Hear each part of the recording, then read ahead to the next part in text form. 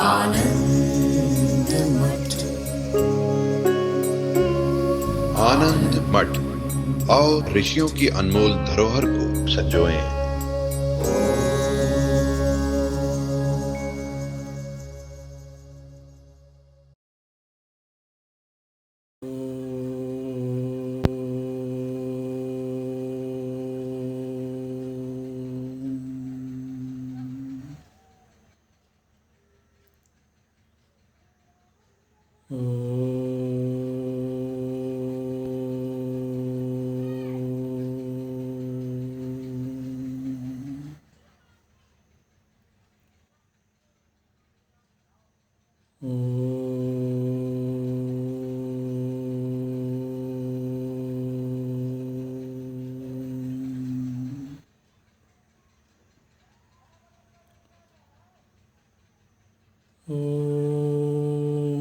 भद्रं कर्णेभिः शृणुयाम देवाः, भद्रं पश्येमाक्षभिर्यजत्राः, स्थिरैरङ्गैस्तुष्ट्वागुंसस्तनूभिः व्यशेम देवहितं यदायुः।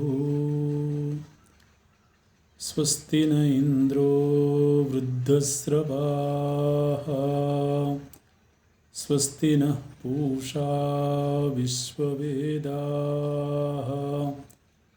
स्वस्ति नस्तार्क्ष्यो अरिष्टनेमिः, स्वस्ति नो बृहस्पतिर्दधातु। ॐ शान्ति शान्ति शान्तिः।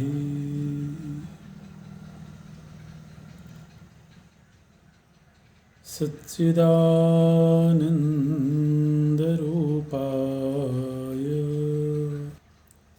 विश्वोत्पत्त्यादिहेतवे तापत्रयविनाशाय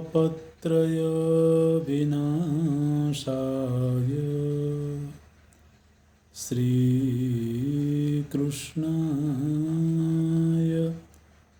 वयं नमः। श्रीकृष्णाय वयं नमः। नारायणं नमस्कृत्य नरं चैव नरोत्तमं, देवीं सरस्वतीं व्यासं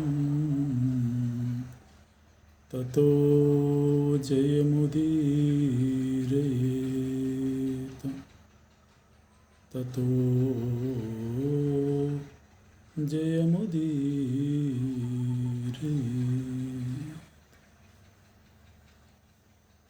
पराशर गीता का हम लोग अध्ययन कर रहे हैं। तपस्या की महिमा का वर्णन पराशर मुनि करते हैं। आज जो भी जीव जिस श्रेष्ठ स्थिति में है, चाहे वह देव योनियों में हो या यहाँ तक कि ब्रह्मा की योनि में हो या धरती में जिनको हम कुलीन कहते हैं, श्रेष्ठ कहते हैं, राजा कहते हैं, तो वो सब तपस्या के बल पर ही प्राप्त होते हैं। मनुष्य के पास में ये विकल्प है कि वह तप करके वर्तमान से ऊपर की ओर उठे अथवा केवल भोग विलास करते हुए जीवन जी करके वर्तमान स्थिति से नीचे की ओर चला जाए। जीवन ना मिले, जन्म ना मिले, इसके लिए तो बड़ी घोर तपस्या है, बड़ी गहरी साधना है। आत्मोपलब्धि के बिना जन्म से मुक्ति तो संभव नहीं है।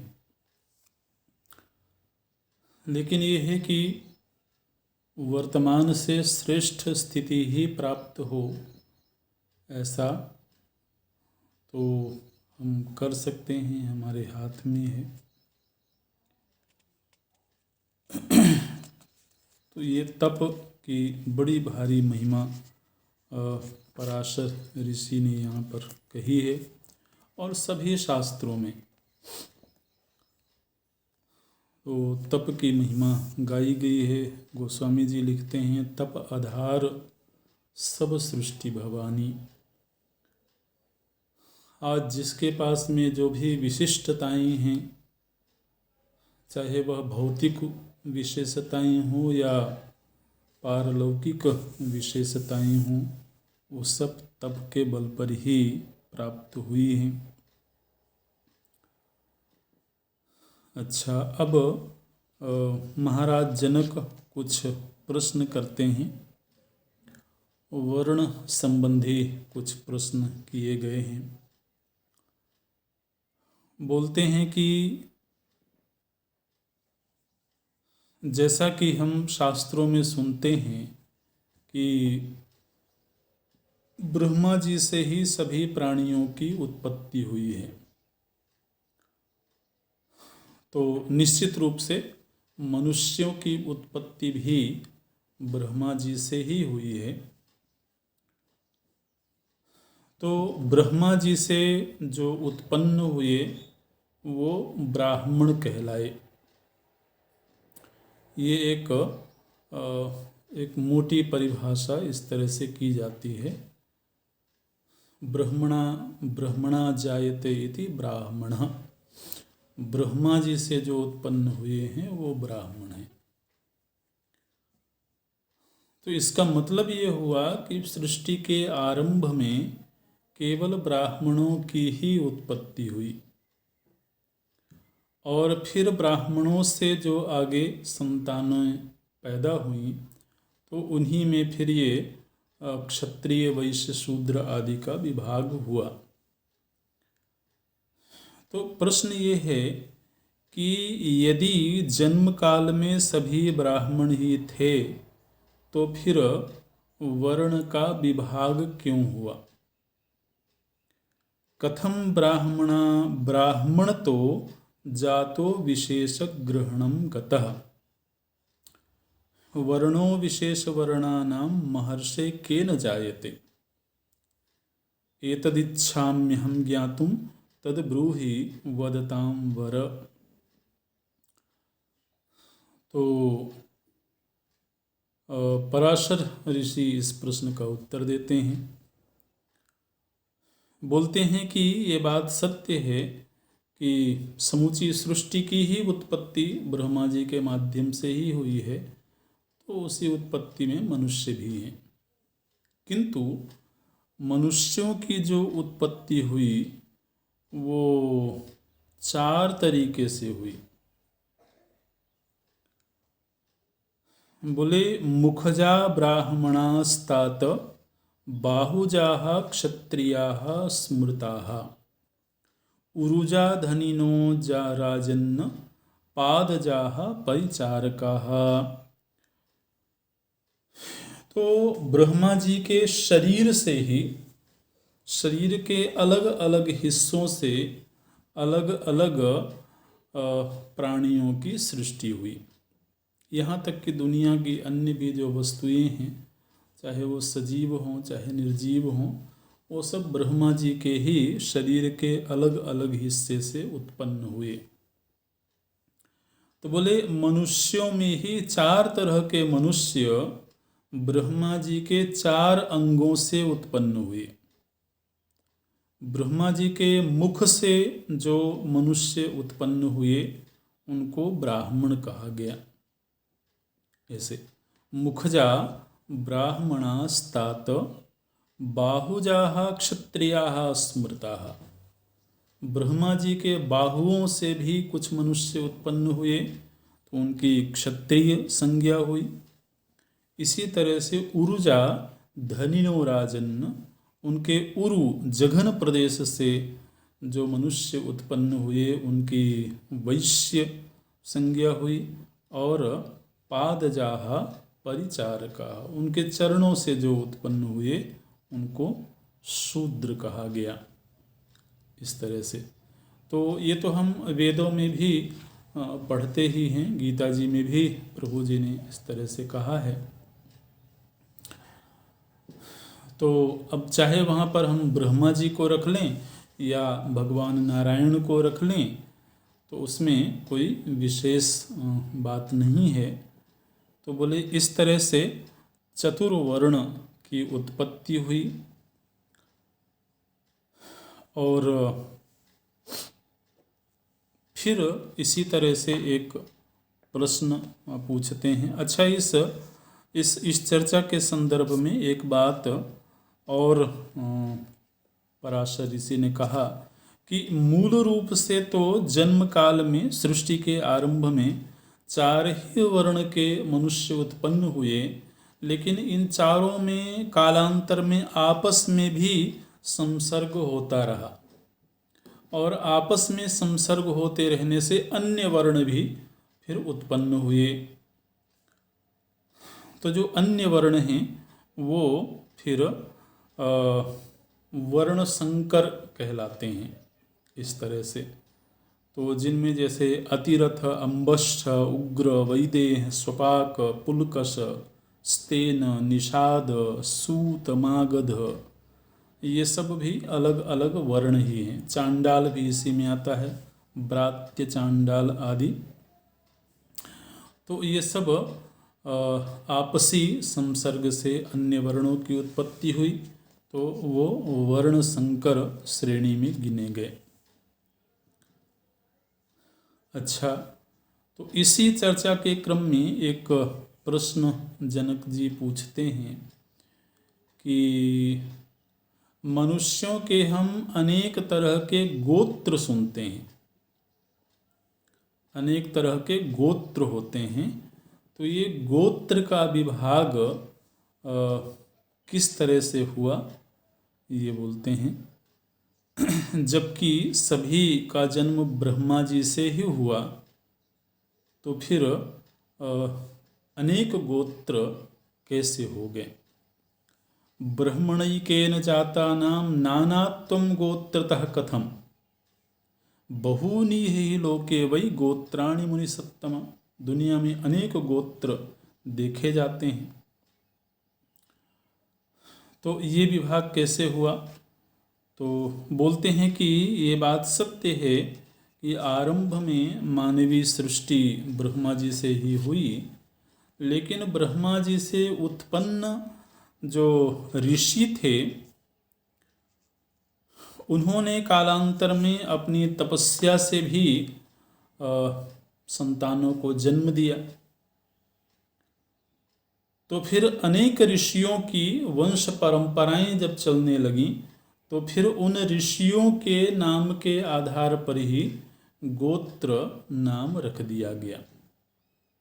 इस तरह से राजन्नेतद् भवेत् ग्राह्यम् अपकृष्टेन जन्मना महात्मनां समुत्पत्तिः तपसा भावितात्मनाम।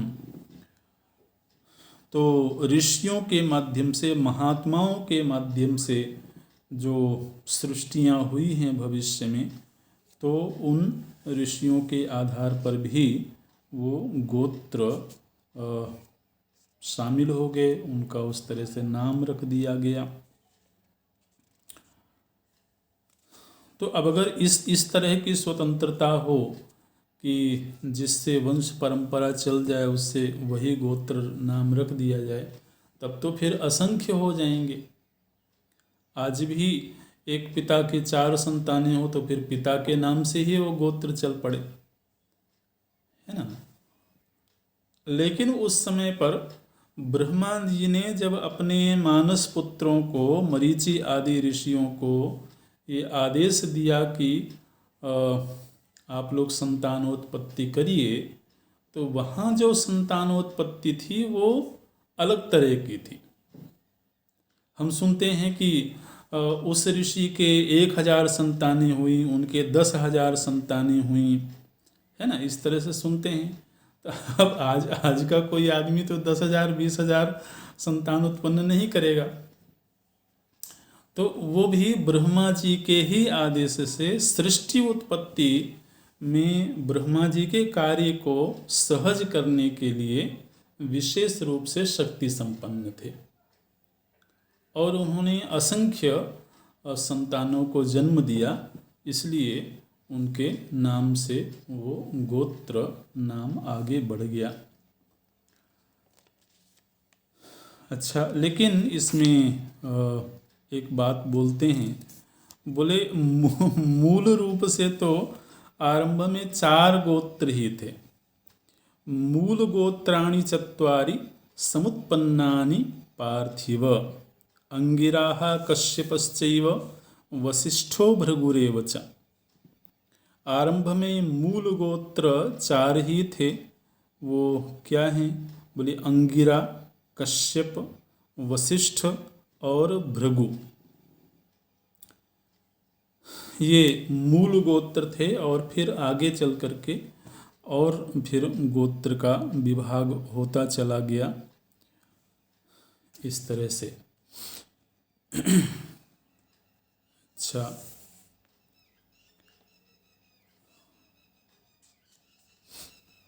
एक शब्द आता है द्विजाति, द्विजाति, इस तरह से एक शब्द आता है। तो उसके लिए बोलते हैं कि 3 वर्ण के लोगों को द्विज कहा जाता है। ब्राह्मणाः क्षत्रिया वैश्याः त्रयो वर्णा द्विजातयः, ये 3 वर्ण के लोगों को द्विजाति कहा जाता है।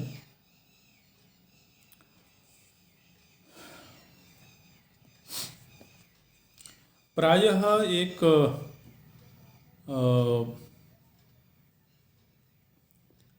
एक आक्षेप किया जाता है, एक प्रश्न किया जाता है कि हमारे शास्त्रों ने शूद्रों को थोड़ा निम्न स्तर में रखा है, उनको वो सम्मान नहीं दिया, उनको वो आदर नहीं दिया गया। तो शास्त्रों में ही समाज का इस तरह से विभाजन कर दिया गया।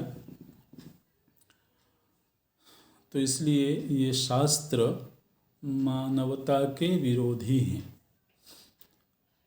मनुष्य मात्र यदि श्रेष्ठ है, क्योंकि शास्त्र में ये भी कहा जाता है कि मनुष्य शरीर ही अपने आप में दुर्लभ है। दुर्लभम मानुषम देहम, यह मनुष्य देह दुर्लभ है। तो अब मनुष्य देह में फिर चाहे वो किसी भी जाति में पैदा हुआ हो, किसी भी माता के गर्भ से पैदा हुआ हो, सभी बराबर सम्मान के हकदार हैं। तो फिर शूद्र को नीचे क्यों रखा जाता है, उनको निम्न श्रेणी का क्यों बताया जाता है? ऐसा कभी कभी शास्त्रों के ऊपर, हमारी परंपरा के ऊपर आक्षेप किया जाता है। हालांकि ये शास्त्रों की मूल विचारधारा को नहीं समझने की वजह से ऐसा किया जाता है। शास्त्र को ठीक ठीक तरीके से यदि कोई व्यक्ति समझे तो इन प्रश्नों, इन आक्षेपों में कोई बहुत तथ्य नहीं रहेगा। यहाँ पर बोलते हैं पराशर ऋषि, बोले वैदेह कम शूद्र मुदाहरन्ति द्विजा महाराज श्रुतोपपन्नाः अहम ही पश्यामि नरेन्द्र देवं विश्वस्य विष्णुं जगतः प्रधानम। बोले कि हे महाराज,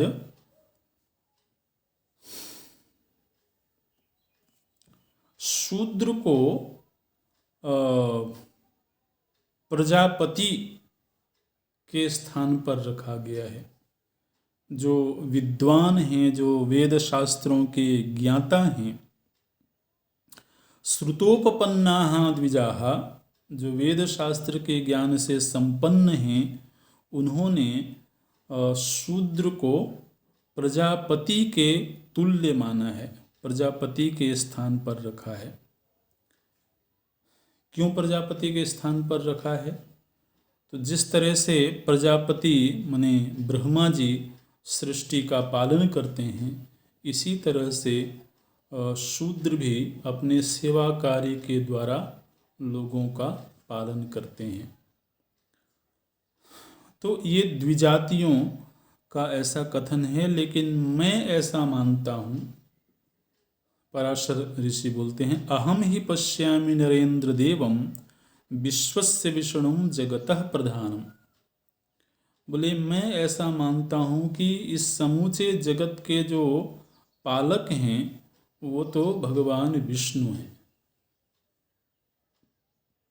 तो शूद्र योनि को मैं भगवान विष्णु के रूप में देखता हूँ, माने भगवान विष्णु के तुल्य मानता हूँ, क्योंकि जिस तरह से भगवान विष्णु पालन करते हैं, उसी तरह से शूद्र भी अन्य वर्णों की सेवा करते हुए उनका पालन करते हैं।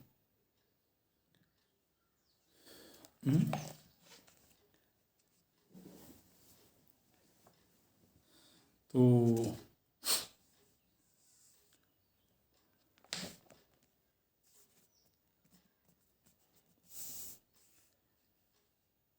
ये विष्णु के रूप में देखते हैं।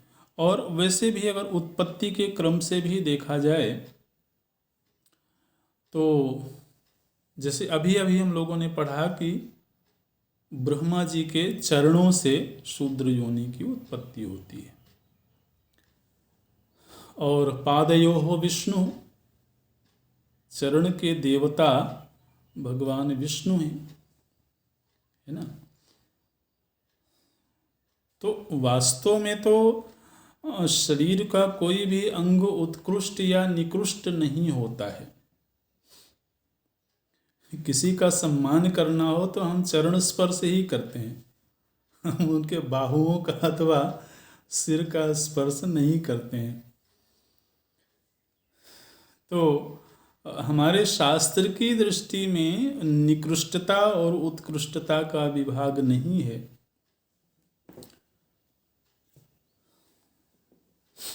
बल्कि वो तो अपनी अपनी योग्यता के आधार पर, अपने अपने संस्कारों के आधार पर प्रत्येक जीव को जन्म प्राप्त होता है। और शूद्र वर्ण को मुख्य रूप से सेवा कार्य शास्त्रों ने दिया है। तो ये तो वास्तव में ठीक ही है। हर व्यक्ति अपने घरों में आनंद मंगल से बैठा हुआ है, तरह तरह के सुखोपभोग करता है, लेकिन इन घरों को बनाता कौन है?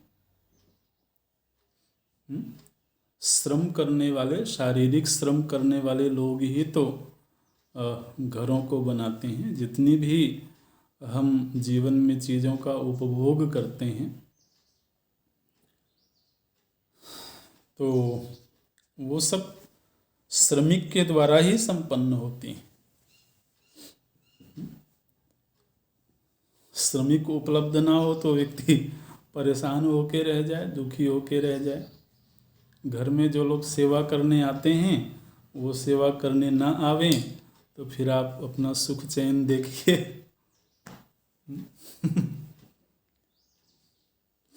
बोलते हैं जिनके हाथों में हर वक्त छाले रहते हैं, उन्हीं के वजह से नगर के लोग आबाद रहते हैं। तो इसलिए किसी के प्रति भी शास्त्र में कोई हेय दृष्टि नहीं है। ये यहाँ पर देखिए, पराशर ऋषि ने कहा कि हम विष्णु तुल्य दृष्टि रखते हैं। और एक एक प्रश्न और किया जाता है कि शूद्र वर्ण के लिए वेद पाठ का अधिकार नहीं है, वैदिक कर्मों का अधिकार नहीं है।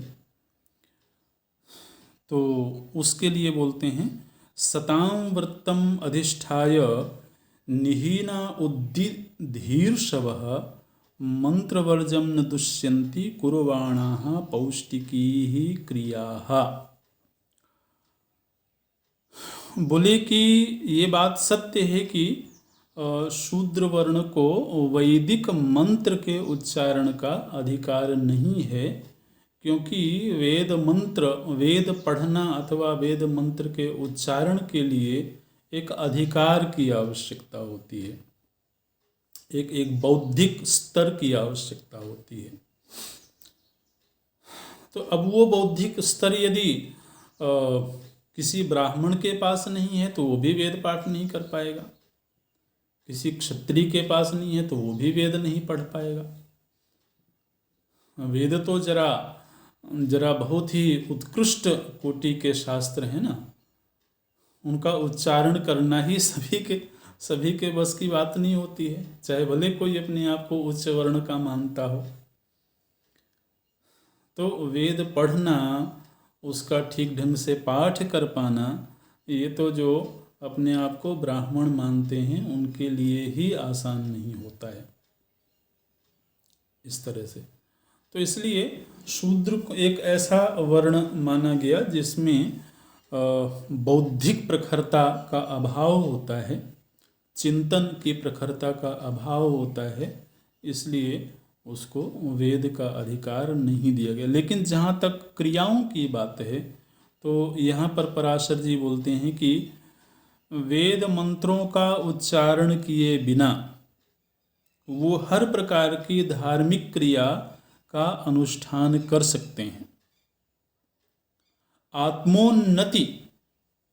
आत्मोन्नति करने वाले हर अनुष्ठान को वो कर सकते हैं वेद मंत्र का उच्चारण किए बिना। मतलब वहाँ क्रिया का निषेध नहीं है, केवल वेद का निषेध है, इस तरह से।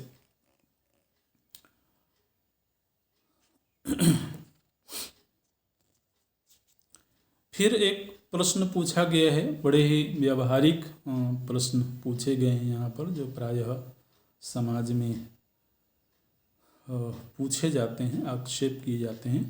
बोले कि यदि कोई व्यक्ति, जनक जी ने पूछा कि यदि कोई कर्म से दूषित है लेकिन जाति श्रेष्ठ है तो क्या उसको श्रेष्ठ माना जाएगा? कर्म दूषित है और जाति श्रेष्ठ है, अथवा किसी की जाति निम्न कोटि की है किंतु कर्म श्रेष्ठ है, तो ऐसी स्थिति में श्रेष्ठता का मापदंड क्या होगा? किम कर्म दूषयत्येनम अथो जातिर्महामुने संदेहो में समुत्पन्नः तन्मे व्याख्यातुमर्हसि। तो पराशर ऋषि बोलते हैं कि असंशयम महाराज उभयम दोषकारकम। बोले व्यक्ति जाति से भी दोषयुक्त हो सकता है और कर्म से भी दोषयुक्त हो सकता है। केवल जाति अगर उच्च है तो उसने मात्र से ही वह उच्च कोटि का हो गया, ऐसा नहीं है। दोष दोनों ही तरीके से आ सकता है। जात्या च कर्मणा चैव दुष्टम कर्म न सेवते, जात्या दुष्टश्च यः पापम न करोति स पुरुषः। बोले जब जाति और कर्म इन दोनों से श्रेष्ठता का निर्धारण किया जाएगा तो उसमें पाप कर्म करने वाला यदि उच्च जाति का हो तब भी वह उच्च नहीं माना जाएगा। और यदि कोई निम्न जाति में है किंतु उसके जीवन में सत्कर्म है, पुण्य कर्म है, तो वह निम्न नहीं माना जाएगा। केवल जाति की वजह से निम्न नहीं होगा और केवल जाति की वजह से उच्च नहीं होगा। वर्तमान कर्म की क्या स्थिति है वही व्यक्ति के श्रेष्ठता अथवा निकृष्टता का पैमाना होगा। हमने वर्तमान जीवन में यदि कर्म उत्कृष्ट हैं तो व्यक्ति उत्कृष्ट है, जाति चाहे कोई भी हो। और यदि कर्म निकृष्ट हैं, पापाचरण है, तो फिर वह निकृष्ट ही माना जाएगा, जाति चाहे कोई भी हो। इस तरह से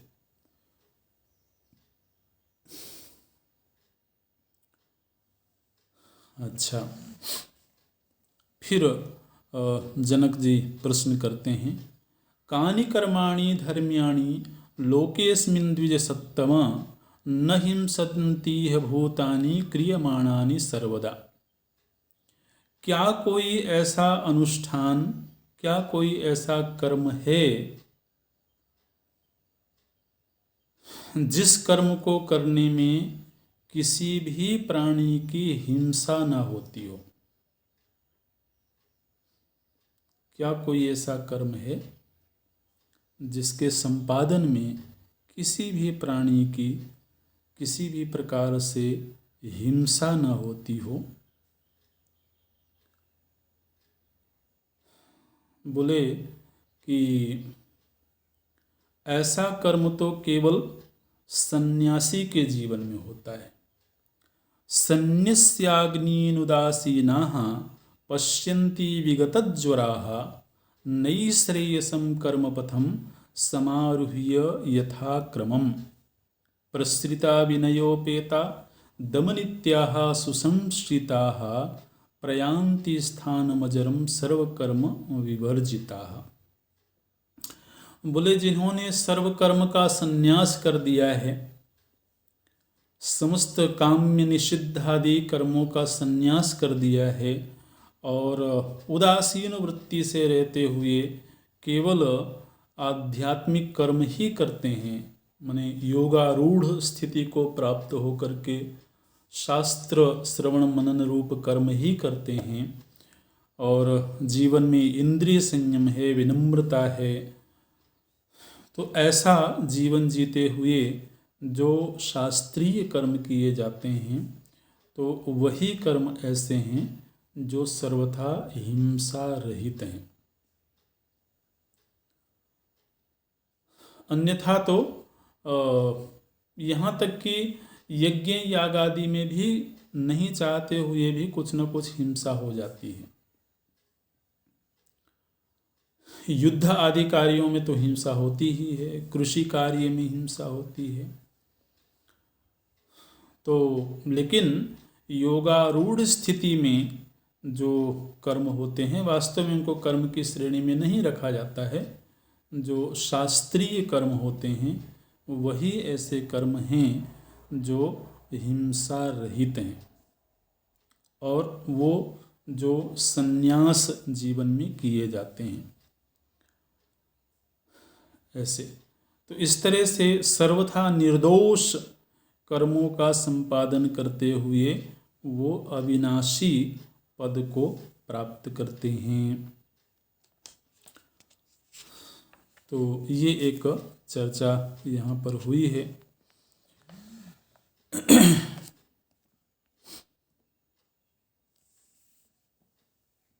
अच्छा,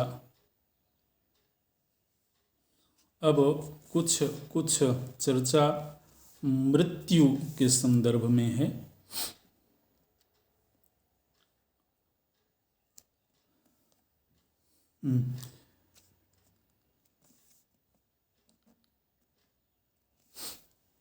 बोले न कश्चित् त्राति वै राजन् दिष्टान्त वशमागतम् सावशेषायुषं चापि कश्चिन्नैवापकर्षति।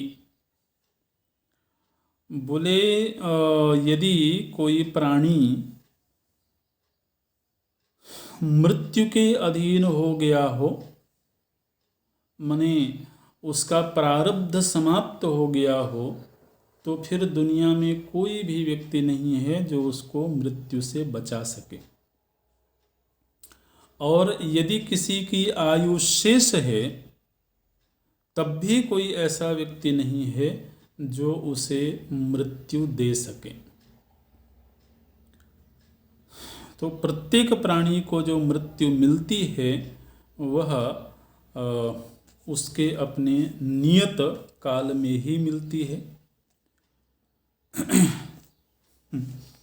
बोलते हैं गृहस्थानां तु सर्वेषां विनाशमभिकांक्षतां निधनं शोभनं तात पुलिनेषु क्रियावताम।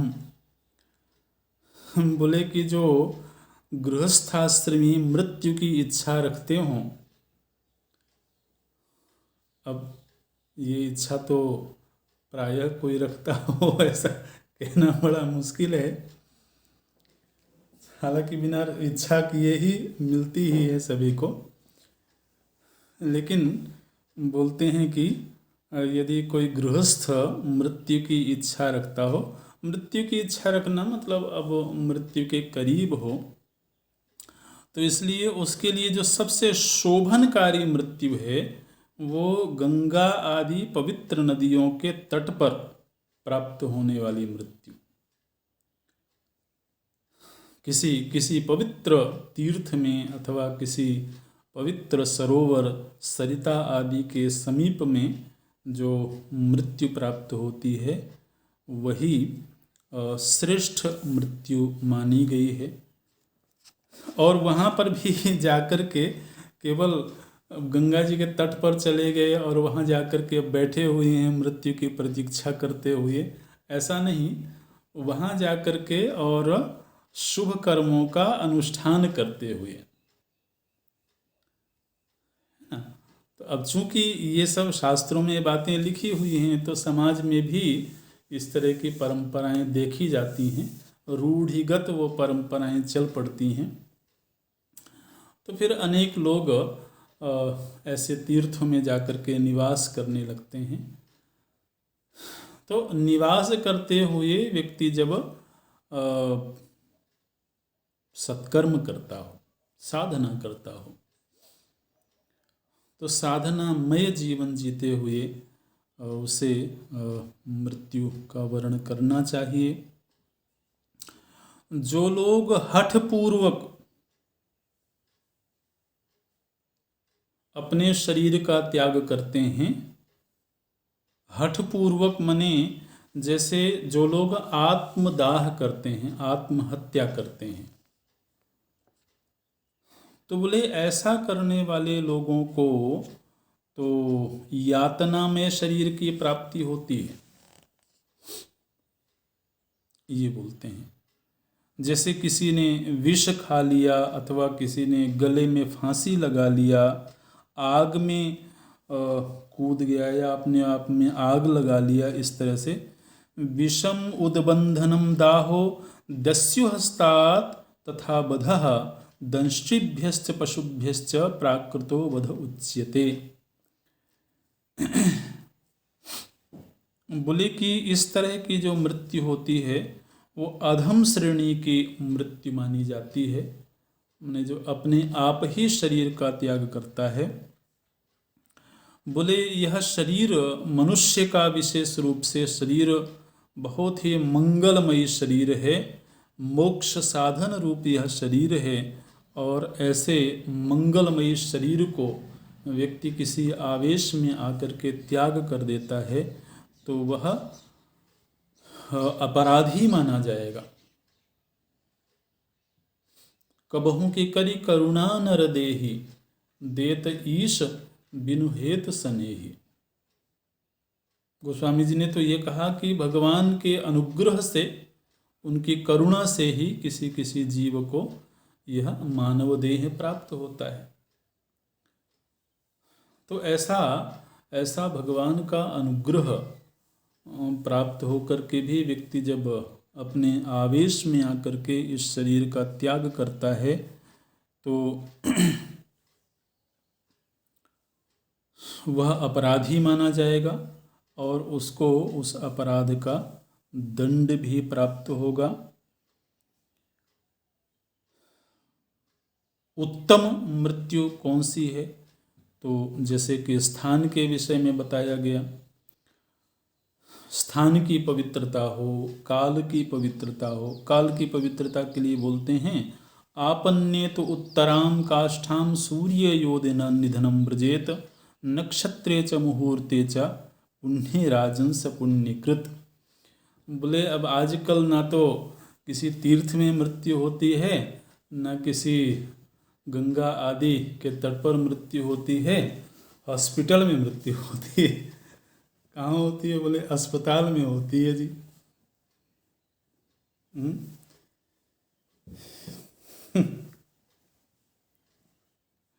क्यों होती है? बोले वहीं पैदा हुए थे, तो जो जन्म स्थान है वही मरण स्थान भी होना चाहिए, तो ठीक है। लोग कई बार जोक करते हैं, बोले कि पहले के समय में कोई व्यक्ति रोगी नहीं होता था, कोई व्यक्ति अस्पताल नहीं जाता था। आज के समय में तो जब देखो तभी अस्पताल जाते रहते हैं। तो किसी ने कहा विनोद में कि आदमी को अपनी जन्मभूमि से बड़ा प्रेम होता है,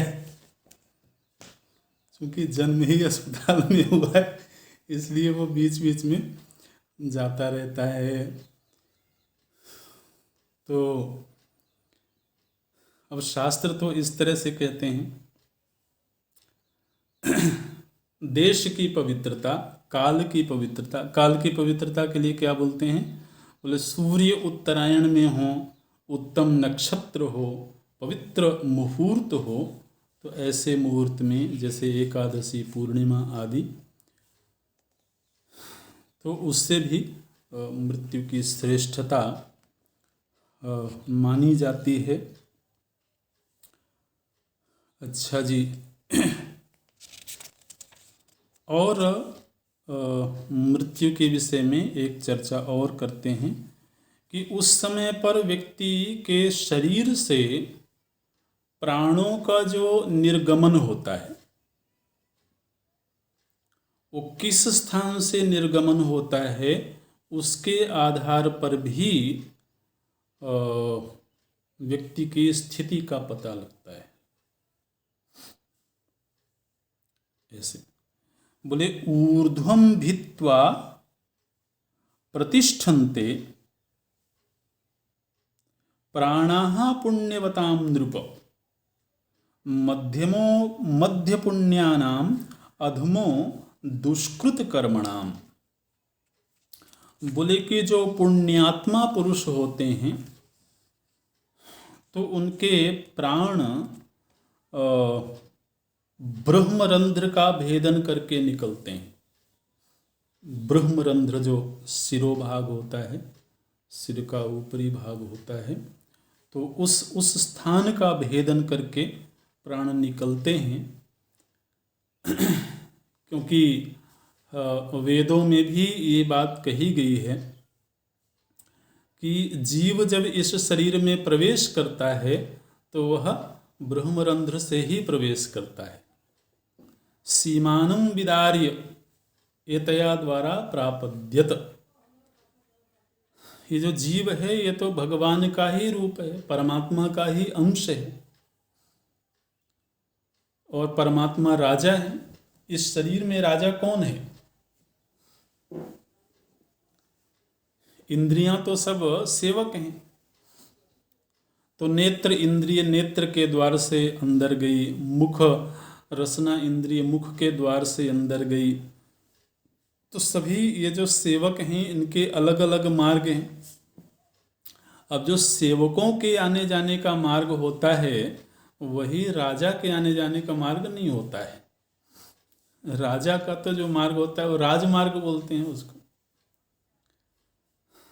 तो ये जितने भी छिद्र हैं, इंद्रिय गोलक हैं, ये तो सब सेवकों के आने जाने के मार्ग हैं। इसलिए जो राजा है वो इनसे प्रवेश नहीं करता है। जब गर्भस्थ शिशु में जीव आता है तो कहाँ से आता है? बोले सीमानम विदार्य, जो सीमांत है, जो सिर का ऊपरी भाग है, उसको विदीर्ण करके और जीव प्रवेश करता है। ये वेद में ये बात कही गई। इसीलिए जो नवजात शिशु होता है उसका सिरोभाग काफ़ी कोमल होता है, मुलायम होता है। तो ऐसा ऐसा पता लगता है कि जैसे वहाँ कोई छिद्र हो, कोई रंध्र हो जिसमें से किसी ने प्रवेश किया हो। तो ये बोलते हैं। तो अब आने के समय प्रवेश तो वहाँ से हुआ, लेकिन फिर जीवन भर उसने अपनी इस चैतन्यता को मलिन किया या निर्मल बनाया। पुण्य कर्म मतलब उसको निर्मल बनाना। तो बोले कि जो पुण्यात्मा हैं उनके प्राण ब्रह्मरंध्र का भेदन करके ही निकलते हैं।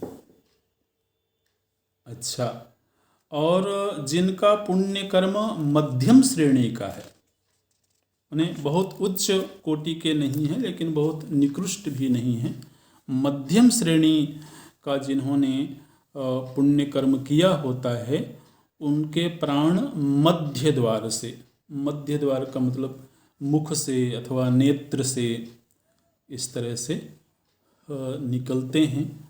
और जो निकृष्ट जीवन जीने वाले जो लोग हैं उनके प्राण अधोद्वार से, मतलब उपस्थ अथवा मलद्वार से उनके प्राण निकलते हैं, इस तरह से। तो इससे भी उस जीव की स्थिति का पता लगता है। आगे बोलते हैं, एकः शत्रु न द्वितीयोऽस्ति शत्रुः अज्ञान तुल्य पुरुषस्य राजन् एनावृतः कुरुते संप्रयुक्तो घोराणि कर्माणि सुदारुणानि। बोले कि मनुष्य का अगर सबसे बड़ा कोई शत्रु है तो वो है अज्ञान। अज्ञान से बड़ा मनुष्य का और कोई शत्रु नहीं है। यह अज्ञान रूपी शत्रु से आवृत होकर के ही मनुष्य भोग में जीवन जीता है अथवा क्रूरता का जीवन जीता है। इसलिए अगर किसी को सबसे बड़ा पुरुषार्थ करना है इस जीवन में, तो उसे पुरुषार्थ यही करना चाहिए कि वह इस शत्रु के ऊपर विजय प्राप्त करे, इस अज्ञान रूपी शत्रु को पराजित करे। और इस अज्ञान रूपी शत्रु को पराजित करने का मार्ग क्या है? तो बोलते हैं, प्रबाधनार्थम श्रुति धर्मयुक्तान वृद्धानुपास्य प्रभवेत यस्य प्रयत्न साध्यो ही स राजपुत्र प्रज्ञाशरेणोन्मथितः परैति। बोले कि यदि कोई व्यक्ति अपने इस अज्ञान रूपी शत्रु को पराजित करना चाहे तो वह तभी पराजित कर सकता है जब वह वेदोक्त धर्म सम्मत जीवन जीते हुए और श्रेष्ठ जनों की सेवा करता है, ज्ञान संपन्न पुरुष की सेवा करता है, तो उससे उसको एक प्रज्ञा की प्राप्ति होती है। और वह जो प्रज्ञा है वही उस अज्ञान में शत्रु को नष्ट करती है। इसलिए अज्ञान में शत्रु का नाश करना यह महान पुरुषार्थ है। यह सबसे बड़ा प्रयत्न है, सबसे बड़ा कर्म है, यदि कर्म कहना है तो। और वह वेदोक्त जीवन जीते हुए और ज्ञान संपन्न महापुरुष की सेवा करते हुए ही यह शस्त्र यह अस्त्र प्राप्त होता है।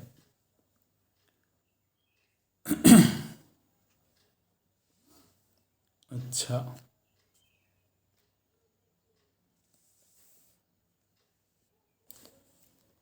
बोले कि यद्यपि यह मनुष्य जीवन अत्यंत दुर्लभ है, यो दुर्लभतरम प्राप्य मानुष्यम दुषते नरः धर्मावमन्ता कामात्मा भवेत् स खलु वंच्यते। बोले कि यूं तो मनुष्य जीवन अत्यंत दुर्लभ है, लेकिन ऐसे दुर्लभ जीवन को प्राप्त करके भी यदि कोई व्यक्ति केवल दूसरों से द्वेष करने में, दूसरों की निंदा करने में ही अगर इस जीवन को गुजार देता हो, अथवा केवल भोग्य वस्तुओं के संग्रह में ही, कामनाओं की पूर्ति में, आसक्ति में ही जीवन व्यतीत कर देता हो, तो मैं ऐसा समझता हूँ कि वह बहुत बड़े लाभ से वंचित हो गया। धर्मावमन्ता कामात्मा भवेत् स खलु वंच्यते। उसके पास में एक बड़ा सुंदर अवसर प्राप्त हुआ था, लेकिन वह उस अवसर से वंचित हो गया। इस तरह से तो मनुष्य जीवन की दुर्लभता का निरूपण यहाँ पर किया गया है। ओम पूर्णमदः पूर्णमिदं पूर्णात् पूर्णमुदच्यते पूर्णस्य पूर्णमादाय पूर्णमेवावशिष्यते। ओम शांति शांति शांति।